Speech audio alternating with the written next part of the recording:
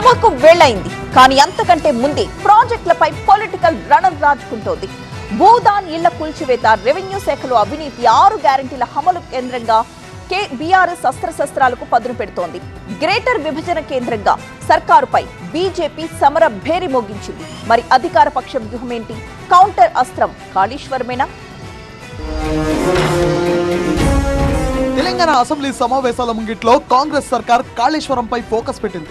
BRS, BJP 2 పార్టీలను target చేస్తూ కాళేశ్వరం ప్రాజెక్టును మళ్లీ తెరపైకి తెస్తున్నారు మంత్రులు. జ్యుడిషియల్ కమిటీకి సంబంధించిన నివేదిక ఇచ్చి ఈ విధమైనటువంటి అవకతవకలు జరిగి ఇంత పెద్ద కుంభకోణం జరిగిందని ఒక నివేదిక ఇచ్చిన తర్వాత ఈ రోజు వరకు కేంద్రంలో ఉన్నటువంటి భారతీయ జనతా పార్టీ, కేంద్రంలో ఉన్న నరేంద్ర మోడీ ప్రభుత్వము నోటీసులు ఇవ్వలేదండి. ఇలా ఇప్పటి వరకు కాళేశ్వరంపై మేమేం తప్పు చేయలేదు, కాళేశ్వరంపై మేమేం పొరపాటు చేయలేదు, కాళేశ్వరంపై మేమేం ఎలాంటి తప్పు చేయలేదని మాట్లాడాలి మాజీ ముఖ్యమంత్రి కేసీఆర్ గారు ఎందుకు సభకు వచ్చి మాట్లాడలేదని చెప్పి సందర్భంగా అడుగుతున్నా.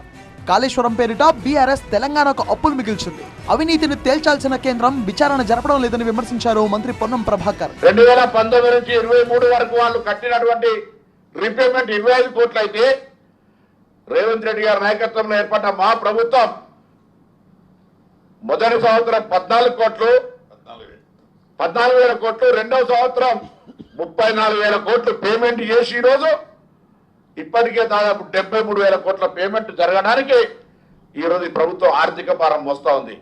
భారతీయ జనతా పార్టీని సూటిగా అడుగుతా ఉన్నాం, తెలంగాణ రాష్ట్ర ప్రభుత్వం ఈ కాళేశ్వర ప్రాజెక్టుకు సంబంధించిన అంశం మీద సిబిఐ విచారణకు మేము తీర్మానం చేసి రాష్ట్ర ప్రభుత్వం నుంచి లేఖ రాసినాం.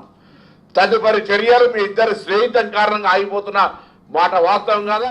కాళేశ్వరం దోపిడీదారులను నడి రోడ్డుపై ఉరి తీయాలన్నారు ఎమ్మెల్సీ అద్దంకి దయాకర్. నిజంగా చిత్తశుద్ధి ఉంటే కాళేశ్వరం మీద చర్చకు రావడానికి సిద్ధమా?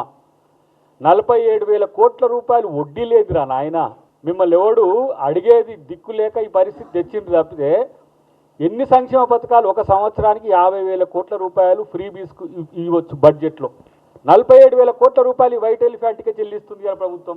మంత్రులు, కాంగ్రెస్ నేతలు కాళేశ్వరం సెంట్రిక్ గా బీఆర్ఎస్, బీజేపీపై విమర్శలు అంతకంతకు పదును పెడుతున్నారు. ప్రాజెక్టుల పురోగతి ఏంటో, బీఆర్ఎస్ కమిషన్ల వ్యవహారం ఏంటో సభలో తెలుసుకుందాం రా అని సవాల్ విసురుతున్నారు. At the same time Kaleshwaram కేసులో సిబిఐ నోటీసులు ఎందుకు ఇవ్వరని బీజేపీని కూడా టార్గెట్ చేస్తున్నారు.